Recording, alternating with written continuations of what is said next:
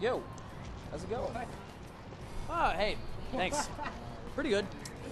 Where's Lisa tonight? No, later. Nah, I don't know. We broke up. Oh, man, I'm sorry. Dude, what's up? What happened? Good to see you. It's complicated.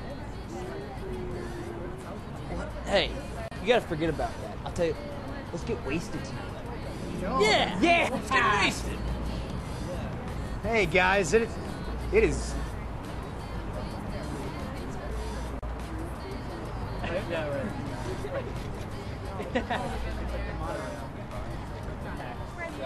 Really? What? What? Okay, great. What? Thanks, guys. You could have called something. No, later. I guess you didn't tell him it was a silly hat party. I knew I forgot something. Dude, what's up, man? Good to see you.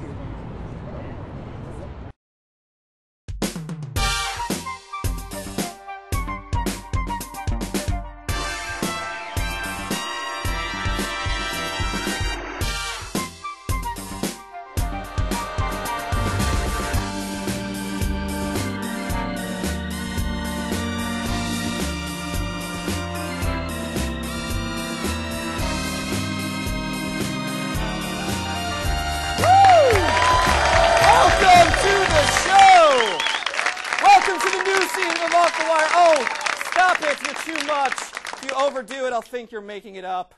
Welcome to the show. I am your host, Steve Interante. Very glad to be back at the new season. Have a great show tonight. We're going to jump right into it. We're going to start in the world of science. Everyone excited? Yes, astronomers this week have discovered what they describe as a gaping hole in the universe.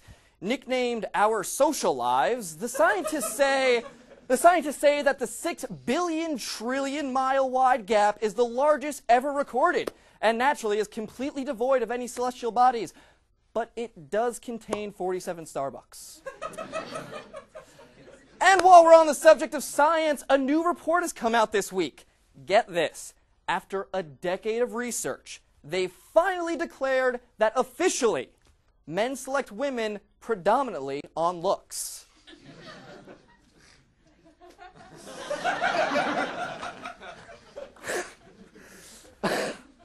Yes, after all these years, they figured out what any 13-year-old boy could already tell you. This breakthrough obviously from the same team that brought you conclusive evidence that big rock make big boom. A diamond-encrusted skull by British artist Damien Hirst has sold for $100 million. Now, because this is such a work of art, we will just skip the fact that this headline read something like, "Man pays $100 million for head." If you laugh at that, I'll never grow up. Now that may seem like a lot of diamonds, but don't worry. The skull is insured by the law firm of Rosencrantz and Guildenstern. 2 Hamlet fans in the audience. Awesome. All right, you like the sex jokes better. So here you have it. A British tabloid caught Madonna and Guy Ritchie buying a strap-on this week. Now we're ready? Okay. When asked why, the couple replied that, hey, since Madonna got to see how it feels to be in one of Ritchie's films, Ritchie now gets to see how it feels like to be like a virgin. What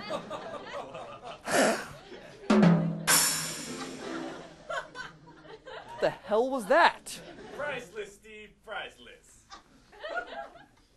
Who are you? Well, the guys upstairs thought that the show could use a real band until they could find a real host. Yeah, thank you. What am I? I thought you were from the temp agency.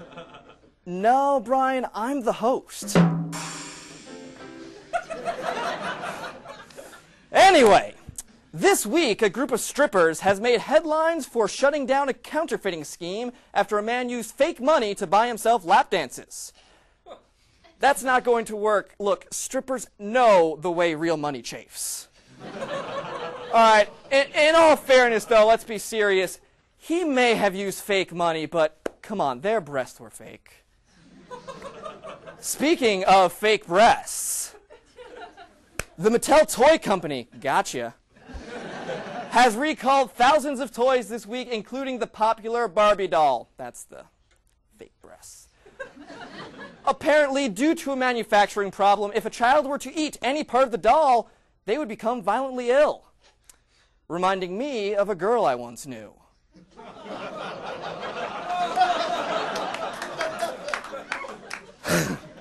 Evidently, that will not get old to us. President Bush opened up to a biographer recently, stating that under his usual self-confident exterior, he weeps a lot. He said, quote, "I try not to wear my worries on my sleeve, but I do tears." The reason? Mattel recalled all of his Barbies. And finally, a New Orleans prostitute says that she has had sexual relationships up to 3 times a week with Louisiana Senator David Vitter.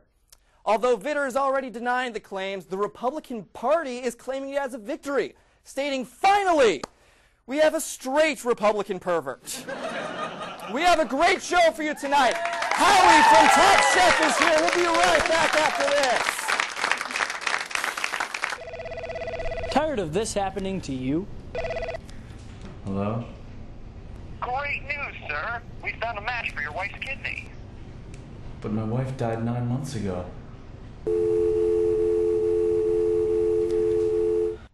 Here at the Organization of Organs from Unwilling Donors, we understand that there aren't many organ donors out there. Finding a willing match for your dying loved one can be difficult.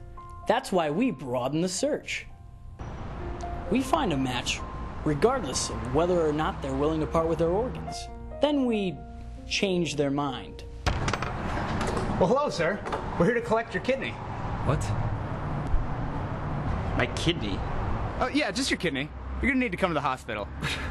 Why would I need to go to the hospital?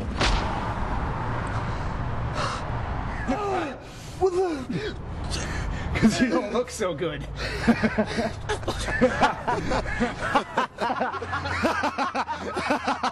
Ooh, careful there. We need that kidney. If a loved one is in need of a transplant, don't rely on the goodness of others, or even the grace of God. Rely on the Organization of Organs from Unwilling Donors. My son Timmy didn't need a heart transplant. We just wanted an extra. And I know somebody died in the process, but I don't care. Thank you, UFUD.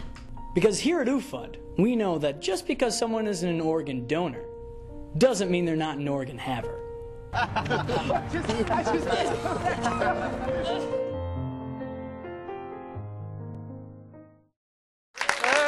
Welcome back to the show. Joining us, as always, our sidekick, Dan Caslow. Dan! Hey, Steve! How are you? Well, Dan, just explain what the heck you're wearing. Well, I'm not wearing anything, actually. This summer, I became a robot. Yeah, like, even my finger, there's zip drives. I can, like, unplug one and plug in a computer. Like, they plug right into USBs. Your fingers are zip drives, and your arms are then robotic implants. Yeah, well, not my whole body's robotic. So let me explain what happened. I was out hunting in the African Serengeti this past summer, and I was with some Aborigines. Yeah, and I was hunting a lot of elk, a lot of rhinoceroses, and I was having some problems because they were picking up my scent when we were up downwind. So I was like, why don't I just turn myself into a robot so they can't smell my scent? Most logical So thought. I am now a robot, and I was one of the greatest hunters in all of the African Serengeti. Robotic hunter, yeah. Yes, absolutely. Now, can you shoot animals from your arms, or this is just merely... Don't be crazy, Oh, Steve. I would... Like, I'm just a robot. This, like, gets rid of my whole, like, human aspect of me. I don't sweat. I don't have any oily glands. And I also am not fully functioning anymore, which is a little tough with the ladies. Wait, fully functioning, you mean... Yeah, I'm a Barbie doll down there. Ooh. Yeah. Right. Dan, I mean, do you like being a robot? Absolutely not. I'm a second-class citizen now, and I really like... Even when I'm shopping, you know, there's men's and women's sizes. None of that fit me. I have to look for robot sizes, which is impossible to find. Right, because you are the only person that's turned themselves into a robot. No, well, like, I mean, there's other people, but I mean, like, not as like much who? as me. I mean, I can't think of anyone offhand. I've joined some I've joined some Facebook groups that are for robots, and it seems like I'm the only real robot, and it's pretty sad. It's all pretty much fake. And People it's a lot wrapping of themselves robot in jokes tinfoil. in the Facebook discussion group, and